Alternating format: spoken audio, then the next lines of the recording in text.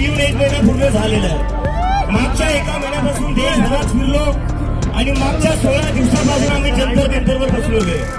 कशासाठी बसला जातोय की तुम्ही 16 दिवसापासून जंतर मंतरवर बसले एवढ्या उन्हात. 16 उन्हात 9 दिवसापासून उपाशी आहे. सरकार तरी ऐकायला तयार नाहीये, प्रधानमंत्री तरी ऐकायला तयार नाही. तर तुम्ही काय, त्यावर तुमचं काय म्हणणं आहे? तर